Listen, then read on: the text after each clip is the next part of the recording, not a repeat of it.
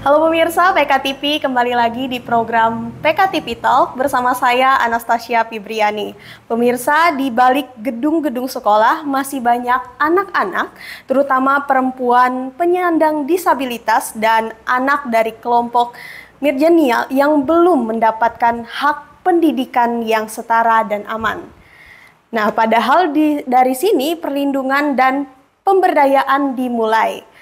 Nah, mari kita telaah bersama bagaimana sistem pendidikan bisa terbuka, responsif, dan membebaskan dalam dialog bertajuk pendidikan inklusif dan berkeadilan gender sebagai pondasi perlindungan dan pemberdayaan sejak dini. Nah, kali ini kita sudah ditemani oleh Ibu dan Bapak dari Forum Puspa Bunga Grece dan juga Dinas Pemberdayaan Perlindungan Anak Kota Samarinda ya Ibu, Bapak. Ada Ibu Ayunda Rahmadani, MPSI Psikologi. Bagaimana kabarnya hari ini Ibu? Alhamdulillah. Sehat. Alhamdulillah. Kemudian ada juga Dr. Sri Mulyati, SPD MPD. Ibu bagaimana kabarnya? Alhamdulillah sehat. Alhamdulillah. Dan ada Bapak Suharman, SPD MPD. Bagaimana Bapak kabarnya hari ini? Alhamdulillah sehat. Alhamdulillah sehat. Nah, jadi kalau kita boleh mulai nih ya Bu dari Ibu Sri terlebih dahulu.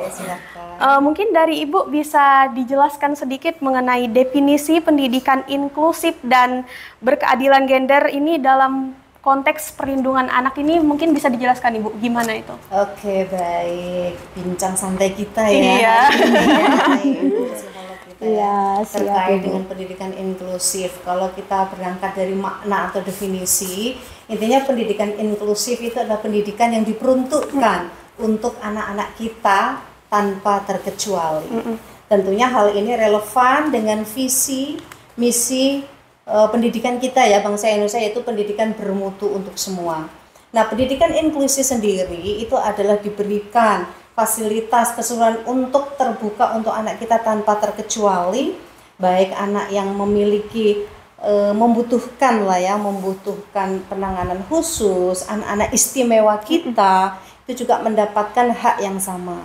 Nah, bagaimana hubungannya dengan kesetaraan gender dan juga untuk anak tentunya berangkat dari sini, tentunya sudah ini berawal dari semua kita akomodasi, fasilitasi untuk anak-anak kita tanpa terkecuali dengan memberikan hak yang sama. Dan tentunya di sana ada hak-hak konvensi hak anak ya, termasuk salah satunya adalah bagaimana kita memberikan pendidikan untuk anak-anak kita tanpa terkecuali.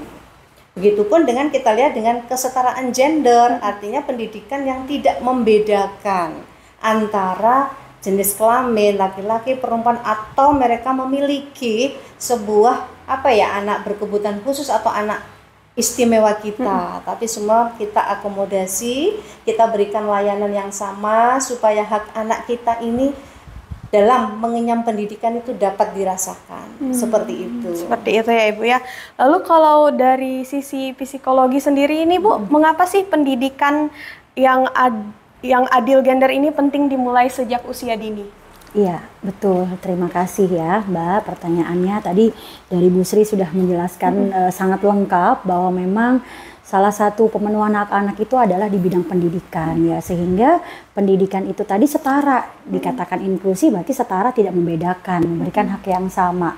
Nah, ini tidak bisa hanya dimulai dari sekolah kan, tetapi juga mulai dari pengasuhan. Betul. Jadi sebenarnya kesetaraan gender itu tidak dimulai dari sekolah, tapi dari rumah gitu Mbak ya. Jadi kalau kita bicara secara psikologis, kesetaraan gender ini penting. Kenapa? Agar kita perlahan bangkit dari adanya budaya-budaya patriarki gitu ya, yang sebenarnya menjadi cikal bakal diskriminasi gender, kekerasan dalam rumah tangga, kan muaranya dari ketidakadilan dan ketidaksetaraan tadi. Nah, sehingga ini penting dimulai dari rumah, dimulai dari bagaimana peran orang tua, sehingga kesetaraan gender itu nanti juga di semua aspek kehidupan anak itu bisa tercapai dan terjamin.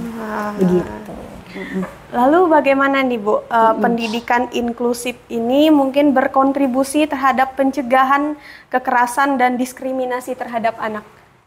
Oke, jadi kalau kita bicara bagaimana pendidikan inklusi ini tadi berkontribusi terhadap pencegahan kekerasan. Nah, di dalam pendidikan inklusi tadi mengandung makna kesetaraan, kesamaan hak ya terhadap seluruh anak Indonesia tanpa terkecuali, tanpa membedakan kondisinya yang tadi kalau Ibu Sri sampaikan anak istimewa kita semua berhak mendapatkan perlindungan dan jaminan dalam pendidikan.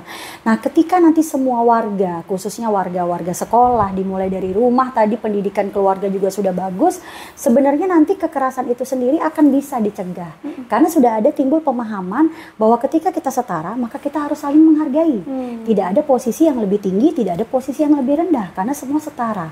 Makanya di dalam rumah harusnya tidak ada pembedaan, anak laki-laki nggak boleh kerjain kerjaan rumah, wah itu sudah tidak bagus ya prakteknya. Jadi sebenarnya dimulai dari memberikan peran-peran domestik sederhana sesuai usia anak tanpa membedakan gender. Sehingga tidak lagi muncul gesekan antara anak laki-laki dan anak perempuan. Nah, sebenarnya dari hal itu sederhana. Jadi kita tuh sebenarnya pendidikan inklusi karena tagline-nya adalah setara gitu ya, untuk semua anak, menjamin seluruh hak anak.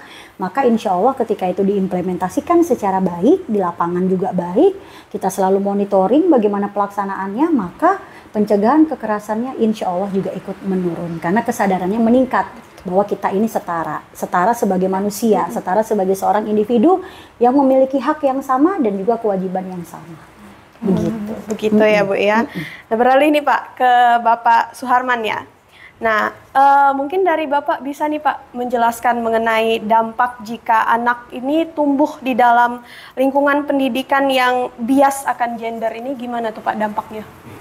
Baik, terima kasih Mbak.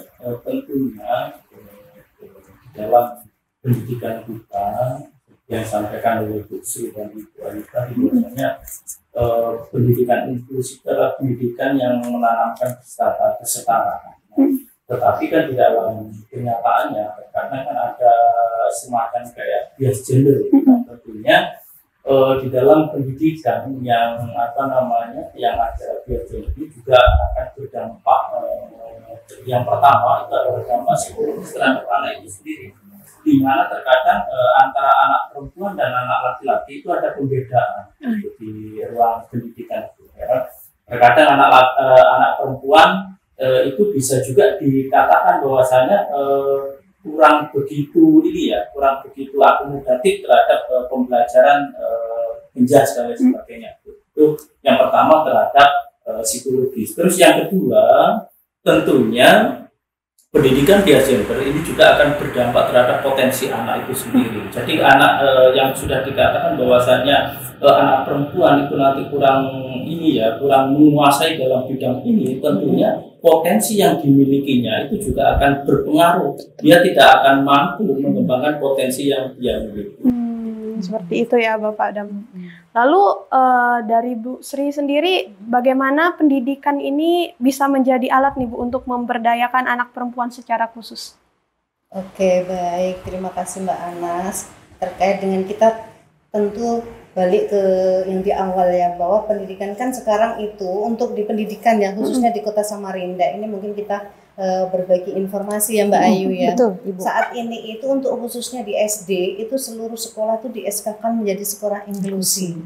Nah, sehingga dengan berangkat dari penunjukan secara keseluruhan itu berarti semua sekolah wajib ya, istilahnya wajib menerima anak-anak kita yang membutuhkan layanan khusus, laki-laki maupun perempuan, artinya tanpa terkecuali.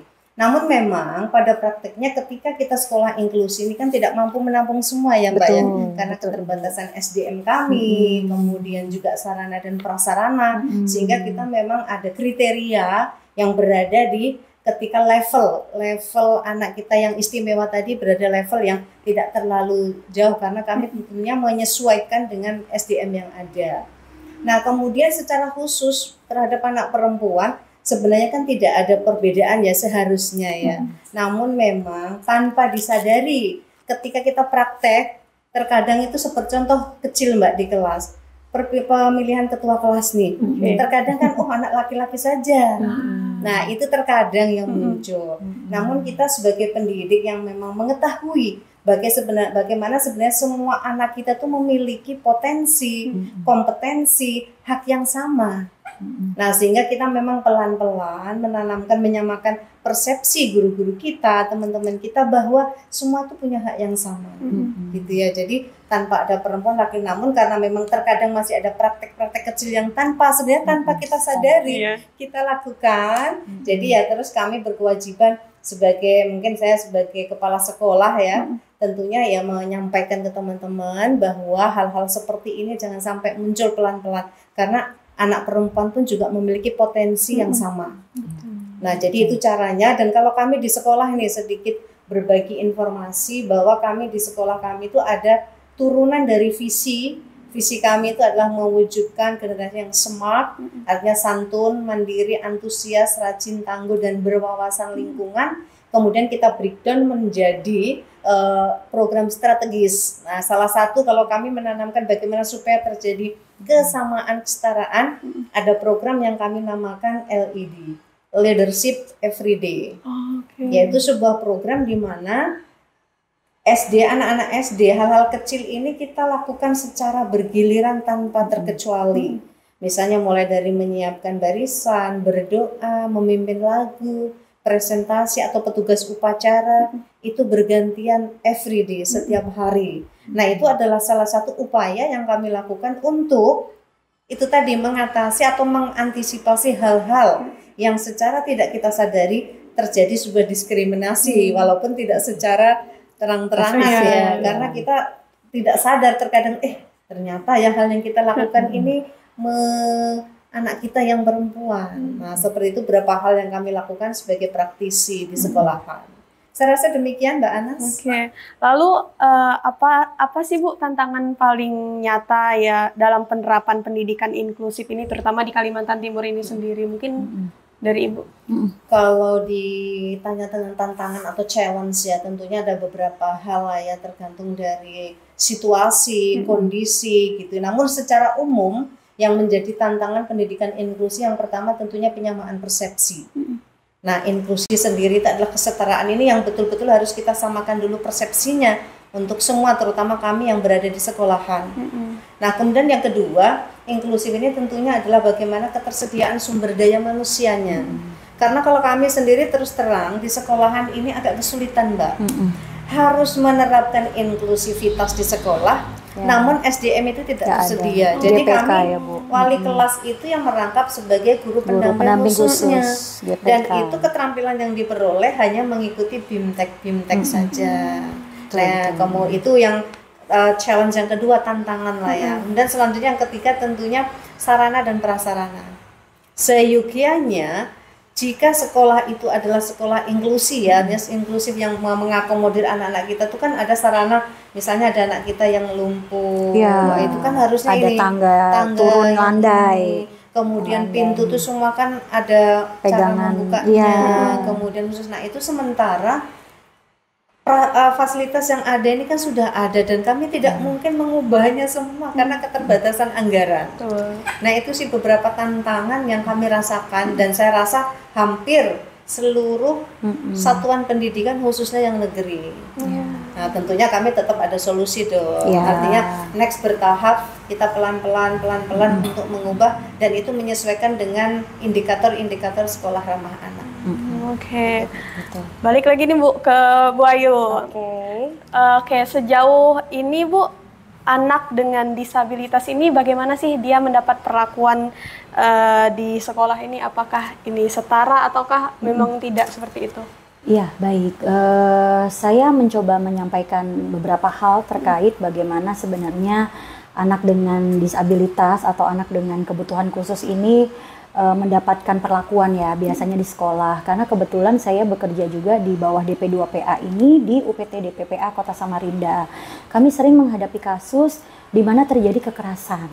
Nah, jadi memang mereka rentan sekali menjadi korban kekerasan karena perbedaan fisik, kadang-kadang perbedaan fisik, perbedaan intelektual ya Mbak ya, mereka kadang dicap sebagai anak yang lamban, anak yang mohon maaf, yang kurang pintar, sehingga mereka rentan menjadi sasaran kekerasan. Tidak hanya kekerasan, biasanya juga bullying gitu ya. Jadi kalau kekerasan itu kan biasanya sifatnya insidental ya, tapi kalau bullying mereka memang kadang sudah mentarget anak-anak tertentu yang memang secara kapasitas intelijensinya agak kurang atau secara fisik berbeda. Nah, sehingga ini yang masih menjadi juga tantangan kita gitu ya, bahwa kadang-kadang anak-anak dengan berkebutuhan khusus atau anak-anak yang istimewa ini tadi masih distigma sebagai suatu gangguan. Padahal mereka itu memiliki kebutuhan yang berbeda saja, tapi dikatakan bukanlah suatu penyakit gitu ya. Jadi stigmanya tuh kadang-kadang ketika bicara anak ABK nih anak punya gangguan gitu ya. Ya berbeda ketika kita bicara klasifikasinya autisme atau ADHD, itu memang gangguan neurodevelopmental ya. Memang tidak bisa disamakan dengan yang misalnya kebutuhannya, mohon maaf tadi mungkin Bu Sri bilang yang kakinya lumpuh atau tunadaksa ya kita katakan, atau tunagrahita yang memang secara intelijensi dia di bawah rata-rata. Nah itu kadang-kadang kan mereka dianggap nggak bisa, padahal mereka tuh cara belajarnya saja yang berbeda. Kalau anak tunagrahita dengan IQ taruhlah misalnya 60, ya itu kan di bawah rata-rata ya kan, di bawah rata-rata 70, 60 itu di bawah rata-rata, rata-rata itu 90 sampai 100. Ketika anak yang IQ-nya 90-100, mereka bisa menyerap pembelajaran 15 menit bisa. Tapi kalau anak-anak tunagrahita yang IQ-nya di bawah itu, mereka butuh 30 menit. Jadi bukan nggak bisa, tapi hanya butuh waktu lebih lama dengan metode pengajaran yang juga sesuai. Tapi memang dalam lapangan tadi disampaikan juga oleh Bu Sri bahwa GPK tidak semua tersedia. Jadi kadang guru kan merangkap nih Mbak Anas. Jadi guru merangkap sehingga beban kerja guru menjadi juga meningkat. Dan secara psikologis gurunya juga udah capek mungkin, udah double yang harus dikerjakan. Sehingga kadang-kadang layanan inklusi yang kita berikan menjadi kurang optimal. Termasuk bagaimana pengawasan terhadap bagaimana relasi anak-anak ini dengan teman-temannya. Kadang-kadang mereka itu rentan sekali tadi Mbak menjadi sasaran kekerasan maupun bullying. Nah itu yang sering kami dapatkan di UPTD PPA. Walau saya yakin permasalahan ini tentu harus berbasis solusi ya. Kita tidak bicara hanya masalah, tapi juga nanti mudah-mudahan kita bisa ketemu solusinya seperti apa. Selama ini yang DP2 lakukan, DP2PA lakukan bersama UPTD PPA adalah seringkali melakukan sosialisasi juga, khususnya dalam masa-masa MPLS ini nanti. Nah ini undangan udah banyak sekali Bu, ya kan? Undangannya pasti temanya tuh kekerasan, karena domain kami adalah memang bicara kekerasan. Jadi udah banyak undangan ini yang memang mengundang kami untuk menjadi narasumber gitu. Jadi memang itulah langkah-langkah pencegahan dan juga kami memprovide penanganan di UPTD PPA. Jadi kalau ada kasus kekerasan terhadap anak didik siapapun ya, tidak hanya terbatas pada anak-anak dengan kebutuhan khusus, itu kami tangani di UPTD PPA. Anak-anak yang berantem, anak-anak yang saling ejek, yang terjadi kekerasan, mohon maaf yang lebih kompleks ya, kekerasan seksual juga cukup tinggi kasusnya. Nah, itu juga menjadi perhatian kami. Gitu. Wah, luar biasa sekali. Kita sudah mengupas sedikit demi sedikit nih Bu, seperti itu. Namun sayang sekali ternyata kita harus tahan terlebih dahulu, kita harus jeda terlebih dahulu. Pemirsa PKTV Talk, jangan kemana-mana, tetap di PKTV Talk, tentunya hanya di PKTV.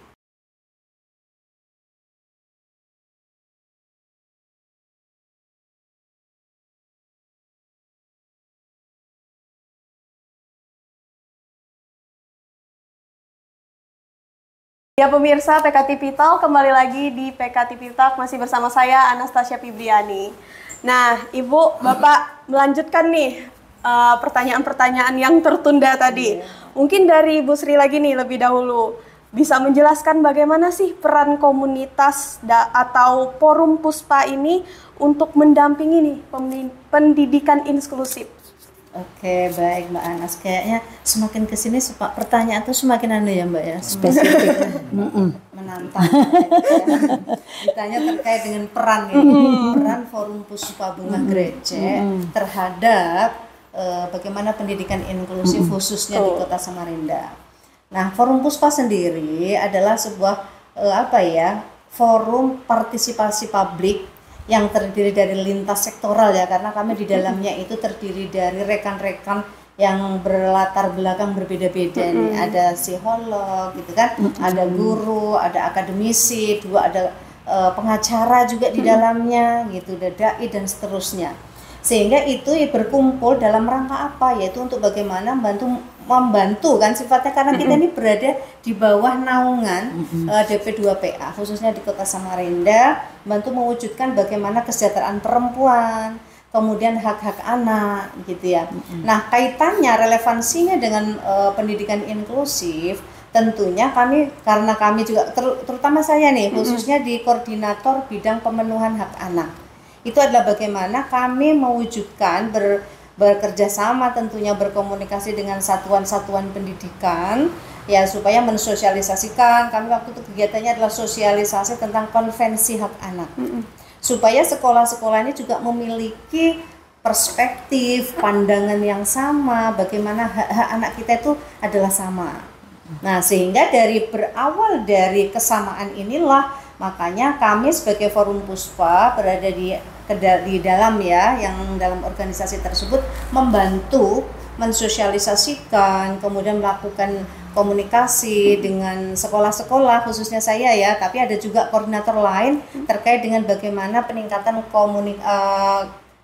tingkat keberdayaan atau tingkat perempuan di dalam rumah tangga, itu kan ada bidang-bidangnya ya. Kalau kami khusus pendidikan, sehingga kami kerjasamanya dengan sekolah, ya termasuk juga bagaimana mewujudkan sekolah yang ramah anak. Yaitu karena sekolah itu kan identik dengan taman, ya seharusnya adalah bagaimana anak merasa nyaman, betah untuk belajar. Makanya tuh biasanya kami di satuan pendidikan tuh memulai itu tuh dari visi. Karena visi itulah yang menjadi cita-cita kan. Biasanya semua sekolah itu sama ya. Tentunya dari analisis SWOT-nya, strength, weakness, opportunities, dan threat-nya, akhirnya terjadi dirumuskanlah visi. Nah, disitulah yang nanti akan menjadi cita-cita satuan pendidikan. Salah satunya adalah bagaimana memberikan layanan yang mengakomodir kesetaraan itu tadi. Nah, itu biasanya berawal dari seperti itu, yang nanti akan diturunkan di breakdown menjadi program-program sekolah, atau kami sebutkan itu kayak program strategis ya, yang menjadi prioritas, termasuk salah satunya adalah ya anak tadi, termasuk anti bullying. Kalau kami biasanya di sekolah itu kan ada kami tuh berkomitmen bersama untuk deklarasi sekolah ramah anak, anti bullying itu dengan sampai kita tuangkan tanda tangan itu di dinding dengan seluruh warga, kemudian stakeholder yang kami undang. Itu salah satu bentuk bagaimana kami ini menguatkan kan support system ya, sehingga itu bukan hanya kami tapi adalah sama-sama mitra untuk endingnya adalah untuk pendidikan anak-anak kita yang bermutu tadi, yang menghargai kesetaraan, perbedaan, seperti itu Mbak Anas. Lalu kalau dari Bapak Suharman sendiri mungkin ada pendapat lain nih Pak, perspektif lain mungkin bisa ditambahkan Pak? Mungkin Pak, untuk pendidikan sekarang yang disampaikan oleh Bu Sri tadi, pada intinya memang pendidikan itu kan harus mengakomodasi semua kebutuhan masyarakat, kebutuhan anak yang ada di Indonesia. Nah, baik itu anak dari latar belakang keluarga yang berbeda, latar belakang sosial yang berbeda, latar belakang agama yang berbeda, serta latar belakang suku bangsa yang berbeda pun juga harus diakomodasi. Nah, tentunya untuk itu pendidikan ini harus betul-betul memberikan perlindungan kepada anak-anak kita, baik itu perlindungan terhadap fisiknya, perlindungan terhadap psikisnya, dan juga perlindungan terhadap potensi masa depannya. Oke, kembali lagi ke Ibu Ayu nih.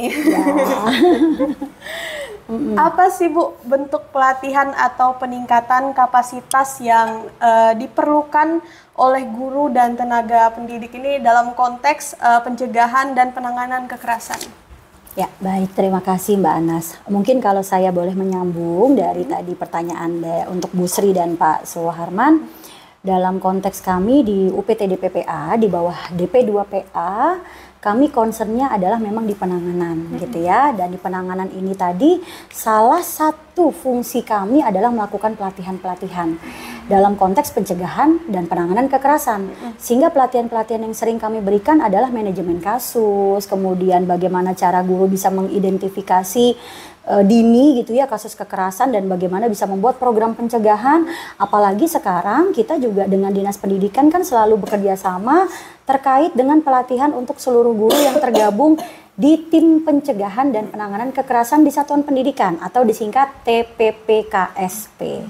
Nah, sehingga kita di sini menjadi fasilitator, Mbak Anas, Bu Sri dan Pak Harman gitu ya. Jadi memang kami sebagai fasilitator ini sebagai psikolog diminta untuk bagaimana memberikan pelatihan pada guru. Pelatihan yang kami berikan adalah biasanya dukungan psikologis awal atau pertolongan pertama psikologis. Bagaimana guru itu bisa empati ketika berhadapan dengan murid yang mengalami kekerasan, yang mengalami bullying.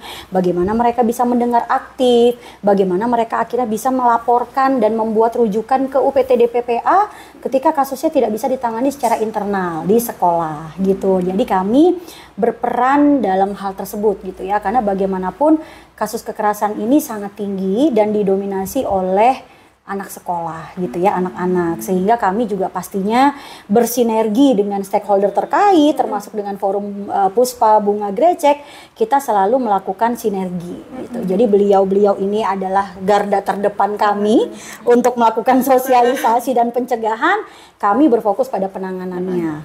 Tetapi kami juga tidak luput melakukan pencegahan karena kita berprinsip pencegahan selalu lebih baik dari penanganan.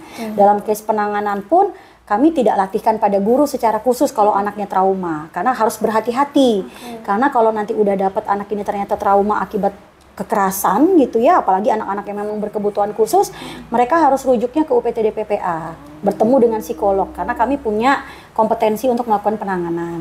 Nah, jadi nanti guru punya kompetensi untuk menangani siswa sejauh apa, itu yang kami latihkan.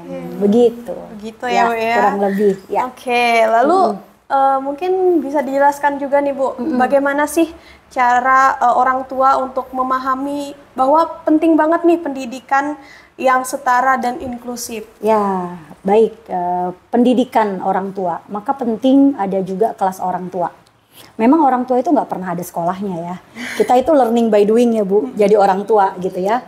Tapi saya rasa dengan era digital zaman now, mestinya kita udah nggak relate kok dengan orang tua yang nggak mau belajar ya. Jadi sebenarnya pentingnya adalah kesadaran orang tua untuk bisa memahami bahwa gaya mengasuh mereka sudah lagi tidak relevan dengan saat ini. Jadi nggak ada lagi tuh anak laki-laki kerjaannya hanya nonton, anak perempuan nyapu, ngepel kayak kita zaman dahulu ya Bu, izin ya. Kita kan produk zaman kolonial ya, jadi jangan stop di kita. Kita yang saat ini berada di era teknologi yang udah lebih maju, ilmu parenting sudah banyak diakses, bahkan banyak yang gratis parenting. Orang tua hanya tinggal mau atau tidak. Bukan masalah sulit atau mudah, tapi mau atau tidak. Karena parenting itu adalah suatu proses sepanjang hayat. Jadi kalau kita ingin anak-anak kita nantinya bebas dari kekerasan, tidak menjadi korban atau bahkan pelaku gitu ya, maka itu dimulai dari rumah. Kita juga banyak mengedukasi banyak orang tua melalui program-program dari UPTD PPA, sosialisasi ke kelurahan, kecamatan gitu ya, ke orang tua, bahkan ke sekolah-sekolah yang menyasar programnya itu ketika ada parenting, Mbak. Jadi tidak hanya untuk siswa. Jadi kita menumbuhkan kesadaran orang tua bahwa kalau kita mau anak kita jadi anak yang baik ya dalam tanda kutip ya orang tuanya harus memberi teladan dulu. Bahkan sekarang ada pelatihan-pelatihan yang arahnya untuk orang tua Mbak. Jadi di forum Puspaga nanti kita akan mendorong adanya pelatihan untuk keluarga 2P. Keluarga menjadi pelopor dan pelapor. Jadi orang tua itu memulai dengan teladan di rumah. Kalau ingin anaknya ngomongnya soft spoken gitu ya, ngomongnya halus lembut, tentu orang tuanya di rumah juga harus menjadi teladan dulu. Bagaimana memanggil anak dengan sambutan yang baik, tidak menyebut dengan anak panggilan-panggilan yang nggak baik, membandingkan anaknya dengan anak lain. Karena pembandingan itu sungguh berdampak negatif bagi perkembangan psikologis. Jadi kekerasan jangan lihat hanya sekarang, tapi lihat akarnya dari mana. Sehingga penanganan memang tidak bisa hanya satu arah, kita ke sekolah terus ya Bu ya. Tapi juga bagaimana kelas orang tua diadakan, bagaimana peran serta masyarakat berani melapor ketika ada kasus kekerasan. Saya di sini mungkin bisa menyampaikan pesan bahwa berdasar Undang-Undang Perlindungan Anak Nomor 35 Tahun 2014 bahwa kekerasan anak itu merupakan tanggung jawab kita semua. Jadi kekerasan anak, kekerasan dalam rumah tangga itu adalah ranah publik, semua orang boleh ikut campur. Jadi itu bukan domain privat. Walau sering ya Pak, Bu, implementasinya kan kalau ada kasus kekerasan, itu urusan orang, urusan rumah tangga. Kita takut ikut campur karena takut jadi saksi. Padahal sebenarnya kalau kita justru tidak lapor, kita juga bisa kena panggil Pak. Dan ada konsekuensi pidananya. Jadi sebenarnya saya menghimbau jika Bapak dan Ibu melihat kasus kekerasan, apalagi yang terjadi pada anak-anak kita khususnya, tidak terkecuali anak inklusi ataupun anak yang reguler gitu ya, anak yang normal seperti anak lain, maka Bapak Ibu bertanggung jawab untuk melaporkan. Melaporkannya kemana? Ke UPTD PPA Kota Samarinda, melalui DP2PA boleh, lewat forum Puspa juga boleh banget. Atau setidaknya lapor paling dekat di RT. Jadi jadi berjenjang dari RT atau tetangga kita WA masuk ke grup RT, ada kasus ini segera di follow up. Babinsa, Babin Kantipmas, kita semua punya relawan di setiap kelurahan. Namanya Forum Perkasa juga ya, Ibu, Bapak. Jadi kita tuh sebenarnya pemerintah sudah hadir. Tinggal bagaimana masyarakat mau ikut peduli. Karena ngurus anak itu harus satu kampung.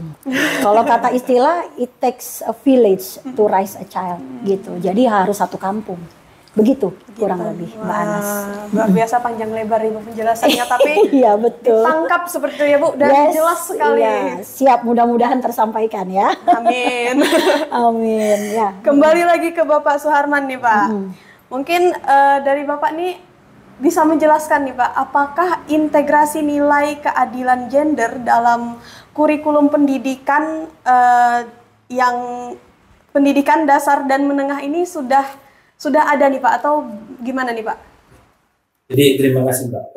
Tentunya untuk pengintegrasian kesamaan gender di dalam kurikulum pendidikan, baik itu di tingkat pendidikan dasar, tingkat pendidikan menengah itu sudah ada. Nah, terutama di dalam kurikulum Merdeka, jadi kan tentunya di kurikulum Merdeka ini kan ada 3 hal Mbak ya. Yang pertama itu adalah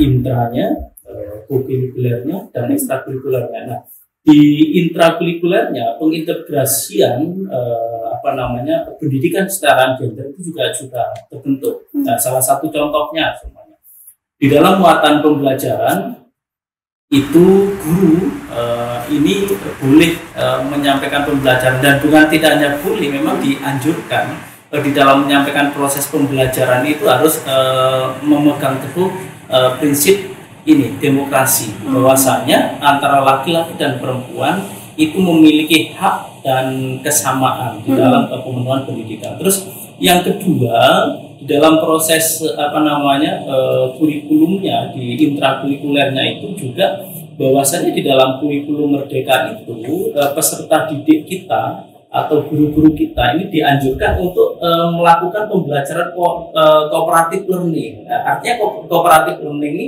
bagaimana antara individu yang satu dengan individu yang lain saling bekerja sama.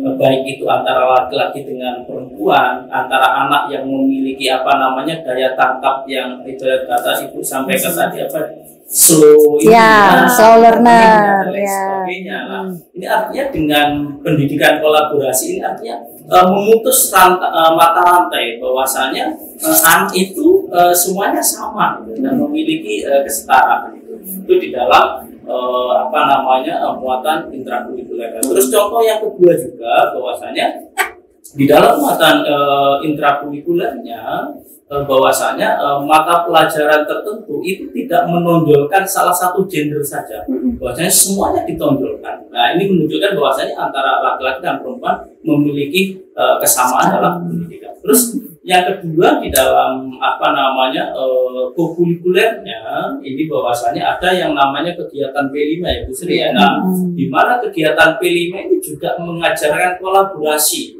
anak-anak bagaimana mengerjakan proyek-proyek pembelajaran itu tidak hanya secara individualis saja ya, tetapi bagaimana dia mengerjakan secara bersama-sama. Dan itu juga artinya apa? Pengintegrasian untuk kesamaan gender di dalam kurikulum Merdeka ini sudah ada.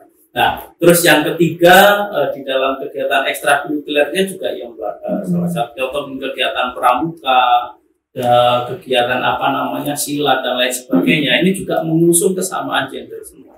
Banyak tidak hanya laki-laki saja yang boleh mengikuti kegiatan pramuka, tapi perempuan juga boleh. Dan tidak hanya laki-laki saja yang berhak menjadi ketua regu, tapi perempuan juga boleh. Dan itu jangan di dalam pengiriman kontingen di event-event yang lain, event-event perlombaan yang mengakomodir ekstrakurikuler, itu baik laki-laki maupun perempuan dikasih porsi yang sama. Artinya di dalam kurikulum yang ada saat ini itu kan sudah betul-betul mengintegrasikan kesamaan gender antara laki-laki dan perempuan, antara anak yang memiliki bakat luar biasa dan memiliki bakat yang biasa. Itu. Oke.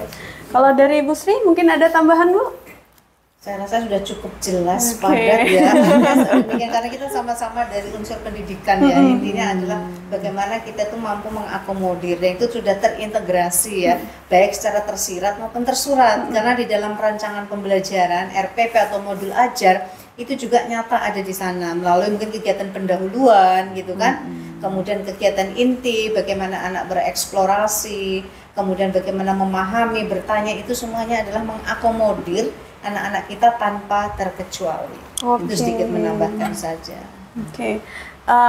Mungkin dari Bapak dan Ibu bisa menyampaikan nih harapannya terhadap sinergi dalam mendukung pendidikan yang adil bagi semua anak. Mungkin bisa dari Bapak terlebih dahulu. Harapannya yang pertama bahwasanya orang tua atau masyarakat ini memiliki kesadaran bahwasanya kita itu dilahirkan dengan bakat dan kemampuannya masing-masing. Nah, oleh karena itu kita tidak boleh mendiskreditkan salah satu orang ya, dan kita itu sama. Kan? Di hadapan Tuhan pun kita sama. Nah, maka oleh karena itu bahwasanya di dalam pendidikan, kalau kita di Islam ya, bahwasanya menuntut ilmu itu adalah hukumnya wajib, baik bagi muslim laki-laki maupun bagi muslim perempuan. Nah, artinya di dalam Islam itu kan betul-betul menekankan bahwasanya menuntut ilmu itu sama, tidak hanya miliknya laki-laki, tidak hanya miliknya perempuan. Oke, kalau dari Bu Ayu gimana nih, Bu? Dari Bu Ayu dulu. Iya, dari Bu Ayu nanti penutupnya. Oke. Kalau saya mungkin tadi juga terinsight dari Pak Suharman, kalau saya mungkin menambahkan karena wanita itu adalah ibu itu menjadi madrasah pertama ya Pak. Jadi sebenarnya betul laki-laki perempuan itu memiliki hak yang sama, terutama dalam mendapat pendidikan. Namun untuk mendapatkan kesetaraan itu diperlukan kesadaran dimulai dari rumah. Dimulai dari bagaimana peran orang tua menyadari dulu bahwa kita udah mulai harus membudayakan adanya kesetaraan gender, termasuk dalam pembagian peran domestik, sehingga kelak insya Allah ketika mereka bersosial di masyarakat, mereka juga bisa menerapkan prinsip-prinsip kesetaraan sehingga inklusi insya Allah bisa terwujud. Begitu kalau dari saya. Dari Ibu. Yang paling jos nih kayaknya. Oke, baik. Untuk closing statement kita yang sudah saling melengkapi lagi. Siap. Pendidikan juga ada dari psikolog gitu ya, sangat luar biasa. Nah, harapan saya closing statement saya untuk semua pihak nih.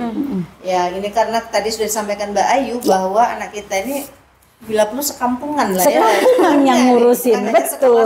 Betul Ibu. Semuanya. Nah, harapannya semua lini ini memiliki pandangan yang sama. Jadi mungkin pesan saya untuk diri saya sendiri maupun untuk Bapak Ibu nih yang sedang stay tune mengakses PKTV dong. Yes, betul. Nah, bersama kami Forum Puspa dan DP2PA gitu ya kan. Iya. Pesan saya adalah jangan pernah berhenti belajar karena hidup tak pernah berhenti mengajarkan. Siap. Tentunya kita mari belajar, mengajar untuk bagaimana memberikan fasilitas yang terbaik untuk anak-anak kita, karena endingnya pembelajarannya adalah untuk anak-anak kita. Jangan ada perbedaan. Sebagaimana terdapat dalam surat Al-Hujurat jika saya memetik dari perspektif Islam, gitu ya. Ya ayyuhan nasu inna khalaqnakum min dzakari wa untha wa ja'alnakum syu'uban wa qabaila lita'arafu. Inna akramakum indallahi atqakum. Sesungguhnya kamu diciptakan laki-laki dan perempuan untuk saling mengenal. Ya, intinya saling sama derajatnya. Sesungguhnya yang paling mulia di sisi Tuhanmu adalah ketakwaan ketakwaannya, artinya kebaikan hatinya, itu yang paling sisi. Jadi yang paling baik artinya semuanya adalah memiliki hal yang sama. Dan harapan kita, proses pendidikan inilah yang akan mengubah dari attitude yang kurang baik menjadi baik. Namanya juga proses pendidikan, pengajaran. Kita sebagai guru, pendidik bukan hanya mentransfer knowledge, pengetahuan, akan tapi bagaimana kita mentransfer value, nilai-nilai karakter. Salah satunya adalah kesetaraan. Untuk itu mari kita hargai anak-anak kita dengan semua bakat, kekurangan, kelebihannya, karena semua anak adalah anak kita. Wah, luar biasa sekali. Ya. Terima kasih banyak Ibu Ayu, Siap. Ibu Sri, dan Bapak Suharman ya sudah berkenan meluangkan waktunya untuk kita di hari ini. Siap. Oke, itu tadi pemirsa dialog kita dan percakapan kita hari ini. Jelas bahwa pendidikan yang adil dan inklusif bukan hanya soal kurikulum, tetapi tentang bagaimana kita membentuk masa depan yang setara dan manusiawi. Semoga dialog hari ini membawa atau mendorong semua pihak dan pemerintahan, guru dan juga orang tua dan tentu saja masyarakat untuk bersama-sama menciptakan ruang belajar yang bebas diskriminasi dan penuh empati. Saya Anastasia Fibriani pamit undur diri, sampai berjumpa di PKTP Talk selanjutnya. Forum Puspa, Bunga Gece. Stop kekerasan pada anak. PKTP Gece bener.